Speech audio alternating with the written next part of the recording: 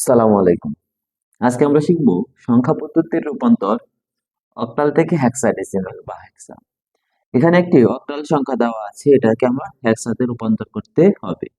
এটার জন্য আপনি প্রথমে আমরা যে 5 নম্বর নিয়মটা যে পড়ছিলাম, অক্টাল থেকে দশমিক, প্রথমে অক্টাল থেকে দশমিকে রূপান্তর করতে পারেন।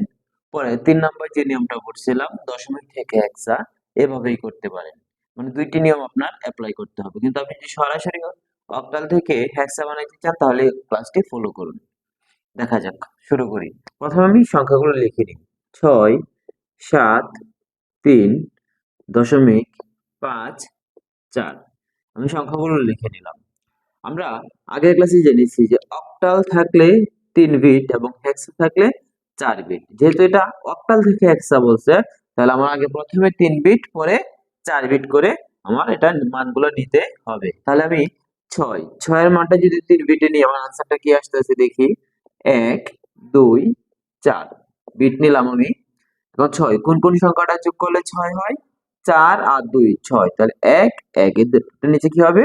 0। তাহলে 6 এর মান কত? 1 1 0। 7 কোন কোন সংখ্যাটা যোগ করলে 7 হয়? 4 2 6 6 আর 1 কত? 7। তিনটে সংখ্যা যোগ করলে যেহেতু 7 হয়, তাহলে তিনটে নিচে কি দিলাম? 1। 7 এর মান কত? 1 1 1। 3 কোনটি কোনটি যোগ করলে 3 হয়? 2 আর 1 2 আর 1 3। তাহলে 4 এর নিচে কি হবে?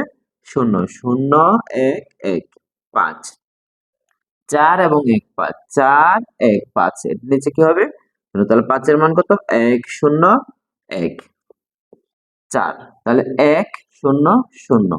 আমার 1 0 0। আমাকে বলা হয়েছে অক্টাল থেকে হেক্সা, কিন্তু আমি কি করেছি?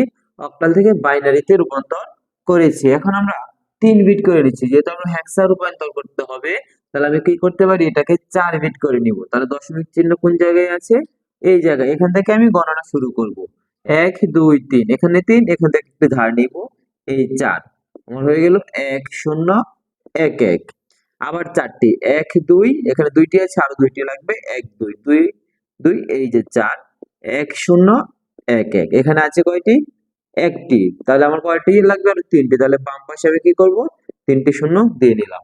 এখন দশমিকের পরটা এই দিক থেকে ওই দিকে যাব, 3 4 বিট করে। 1 2 3, এখান থেকে একটি নিব ধার, 4। তাহলে 1 0 1 1। এখন নিব কি? দুইটি শূন্য আছে, তাহলে আরো দুটি শূন্য নিল। এখন হয়ে গেছে কত বিট?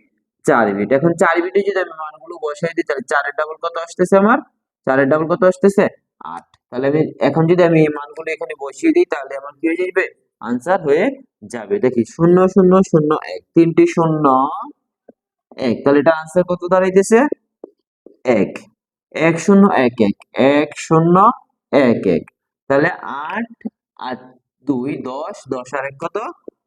11। 10 আর 1 কত? 11। আবার সেম 1 0 1 1 1 0 1 1। তোমার এটার আনসার কত আসবে? 11। 1 0 1 1, আবারও সেম আসতেছে, তাহলে কত? 11। 0 0 তো কোনো মান নেই, তাহলে কি হবে? 0। এটি আমার আনসার। এখন আমি কিভাবে লিখবো? সুতরাং 1 11 এর আনসার কত আমরা জানি? 11 আনসার কত? বি। তাহলে আমরা কি লিখবো এখানে? বি। আবার 11 যেহেতু, এখানে আবার একটি বি, পরে দশমিক চিহ্ন দিব। দশমিক চিহ্নের পরে কি? 11 11 এর জন্য আবার কি দিয়ে দিব? বি। শূন্য তো শূন্যই। এই আমার কি? হেক্সা।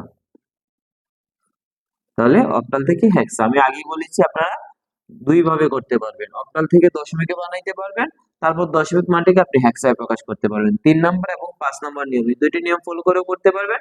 অথবা আপনি বাইনারিতে প্রকাশ করে প্রথমে 3 বিট পরে 4 বিট, এভাবে করে করতে পারবেন। আশা করি সবাই বুঝতে পেরেছেন। ধন্যবাদ সবাইকে।